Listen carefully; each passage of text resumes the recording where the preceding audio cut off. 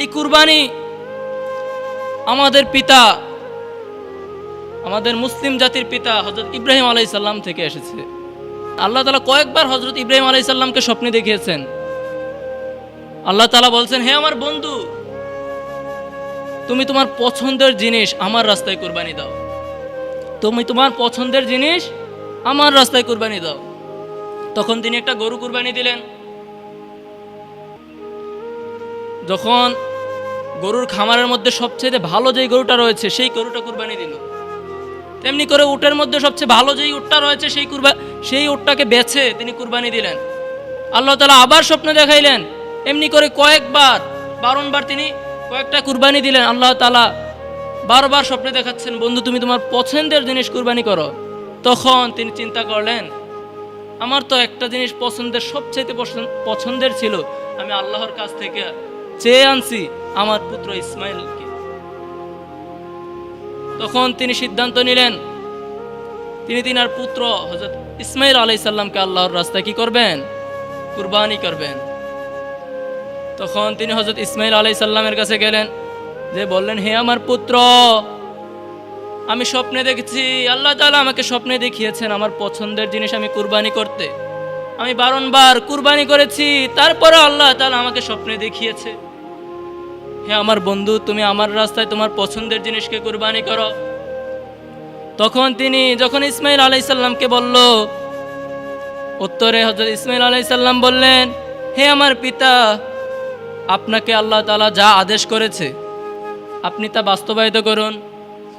কেমন বাবার কেমন সন্তান ছিলেন আপনি, আপনার সন্তানকে বলে দেখেন না, এটা কষ্টদায়ক শাস্তি দেন, আপনার সন্তান তা মেনে নিতে পারবে না, মানবে না, অবশ্যই মানবে না। আমরা চোখের দেখার মধ্যে আমরাই তো মানি না, তারা মানছে না।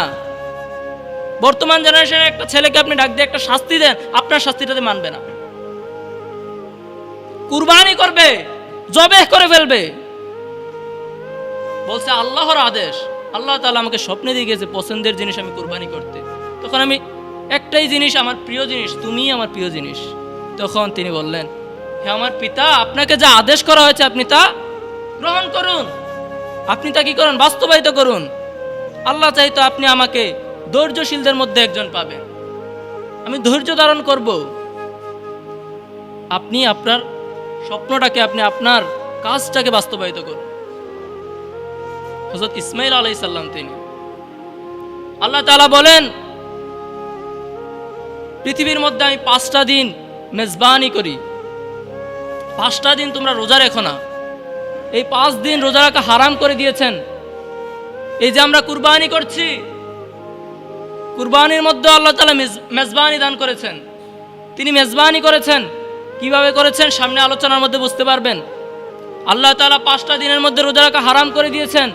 এই 5টা দিন হচ্ছে ঈদুল ফিতর, যে দিনটাকে আমরা রোজার ঈদ বলে থাকি, ঈদুল আযহা, সামনে আসতেছে ঈদুল আযহা, যে ঈদুল আযহার দিন রয়েছে, আল্লাহ তাআলা এই দিন ঈদ রোজা রাখা কি করে দিয়েছেন? হারাম করে দিয়েছেন। তারপরে একসাথে 3 দিন রোজা রাখা হারাম করে দিয়েছেন। ঈদের দিন, ঈদের পরের 3 দিন আল্লাহ তাআলা কি করেছেন? রোজা রাখা হারাম করে দিয়েছেন।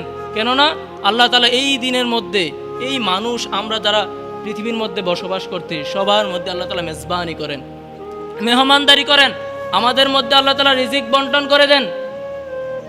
তার জন্য আল্লাহ তাআলা বলেন, তোমাদের মধ্যে তোমরা যা কুরবানি করো, আল্লাহ তাআলা কোরআনের মধ্যে বলেন, লা ইয়ানালাল্লাহু লুহুমুহা ওয়ালা দিমাউহা ওয়ালাকিন ইয়ানালুত তাকওয়া মিনকুম।